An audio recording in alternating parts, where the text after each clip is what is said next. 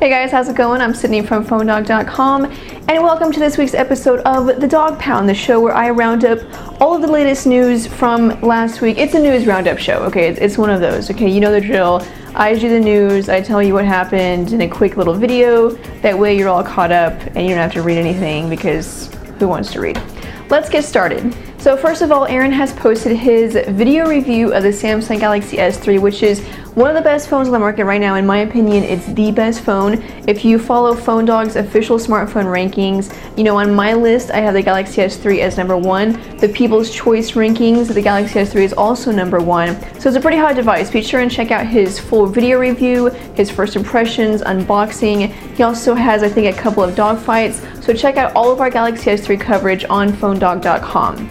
So if you guys remember, last week we heard that Apple had requested a preliminary injunction against the Galaxy S3, and this meant that it could be banned in the US, but we got an update. The judge said that she is denying this request because considering the Galaxy S3 would put too much strain on her court's calendar, and so that request has been denied. So Galaxy S3 releases in the US can continue as planned, and we don't have to worry about any bans. So yay! So last week, Apple announced its newest version of iOS, iOS 6, with over 200 new features, some of them pretty cool. Its new Maps application with turn-by-turn navigation, Siri for the iPad, and tons of other new features. Well, Apple recently gave us some more details on exactly which features will be available for which devices.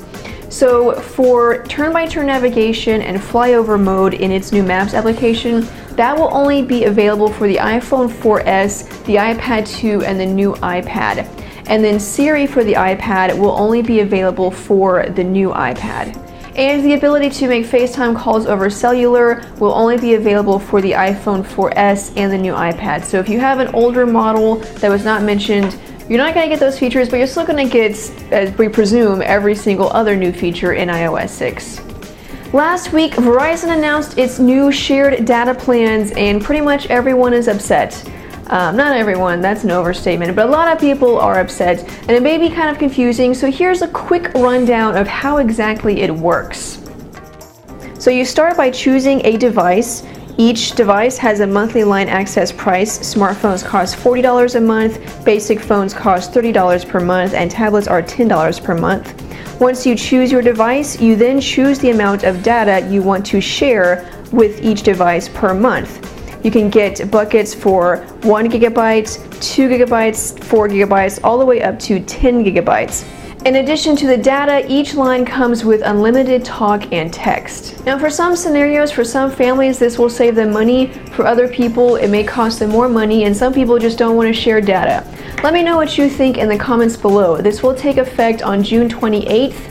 Every plan will be affected, and if you don't want to share your data, then you'll have to go no contract, prepaid, buy your phone outright, and then get your own plan. But for everyone else, you will eventually be sharing data. Again, let me know what you think about these new plans in the comments. So today, Microsoft is holding a big event today, unless you're watching this tomorrow, in which case that would be yesterday. But regardless, there's a big event from Microsoft today, and we're not entirely sure what we're going to see, but we're hearing that it could be a tablet. Now this is going to be a Windows 8 tablet, not a Windows Phone 8 tablet, so it'll be pretty much like a mobile computer, not really like a tablet like the iPad. This is just a rumor, we'll have to wait and see, but we'll know in a couple of hours. One more Microsoft news bit. We do have some leaked screenshots of Windows Phone 8. For the most part, it looks pretty much like Windows Phone 7 and Windows Phone 7.5, but the screenshots show us that we will see Skype integration, and there's also a new app called Data Smart that will help you keep track of all of your data, which apps you're using, how much data. So far as we can tell, there's not a whole lot of other UI enhancements here, but we'll have to wait until we see the finished product to really know for sure. Here's a couple of updates for everyone's segment. Where's my update? As of right now, the Sony Tablet P will be getting Android 4.0. Sony said this is only for select markets. We're not sure which markets those are. So some of you may be getting it and some of you may not be getting it, and we're not really sure which ones will be getting it or won't be getting it. But at least some of you are getting it, and somewhere out there, someone on a Tablet P has Android 4.0.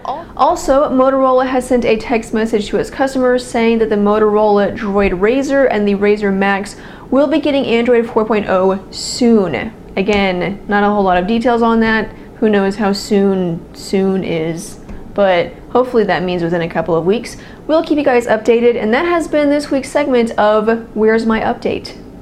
And last but not least, if you've been waiting for the Sony Xperia Ion in the US, we just got word that it will be hitting AT&T with 4G LTE in tow on June 24th for only $99 on contract, which is a pretty good price considering the caliber of this phone. It has a 4.6-inch HD display, a 1.5 GHz dual-core processor, a 12 megapixel camera that captures full 1080p HD video. The only downside is that it ships with Android 2.3. Hopefully it'll get Android 4.0 by the time it ships or shortly thereafter. But all of that considered, it's not a bad phone for $100 on contract, so definitely check that out at your local AT&T store starting June 24th. So that's the news and that's the show. Thanks guys for watching. I hope you enjoyed it. I'm Sydney from PhoneDog.com and I will see you guys later. Bye!